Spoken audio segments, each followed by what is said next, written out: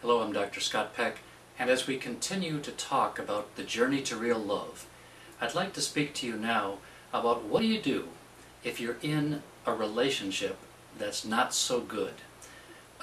Maybe you're married, maybe you've just been dating, maybe you've been in a relationship that you're uncommitted yet, but sometimes a relationship, even a marriage that you're in, can just not be what you hoped it would be, and you're stuck in it. And perhaps you're with a partner who doesn't seem willing to grow. Well, what can you do? Well, I can actually speak from experience. I was married twice before, and unsuccessfully, and in each case it was a tough marriage. I knew it was wrong, really, from the moment that I was married, but each one lasted about 7 years. Because we lose ourselves in a relationship. We're afraid to be true to ourselves, to stand up for what we know is right, because we get beaten down emotionally, hopefully not physically, but emotionally and within, and we just come to accept, well, this is perhaps the best I can do, and it would be too much pain to try to get out of this. But that's really the most important thing, is to remain true to yourself. You know what's right for you, and especially if you're open and talking with a friend and sharing what's really going on, you'll hear what your friend is saying. You'll hear what your inner gut is saying. It's so important to listen to that and trust yourself. You're worthy of being trusted. I think one of the challenges to me, I'm a very loving person, was that it seemed like having trouble in a relationship brought out the worst of me. It's like I find myself easily getting barbed and becoming a participant in arguments and getting mad. And this isn't the real me. So there's a clue. If the real you is not able to be, then something is wrong, and it's very tough under hostile and difficult conditions to remain the real you, the loving you that you know yourself to be.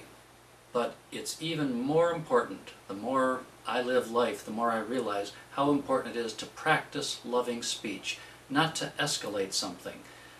It takes a lot longer to be loving than it does to be violent, even in your language. The Dalai Lama said, I was just reading this week, that it takes a lot longer for nonviolence to work than for violence. I think one of the top things that can help you if you're stuck in a relationship is the ability to be objective and to observe without judgment, and to have a conversation along those lines where you can say to your partner, things aren't going so well. Let's have a talk, because I want to either have this relationship move to higher ground, or we really need to examine why we're together. Now that may sound like a threat, but it's not a threat.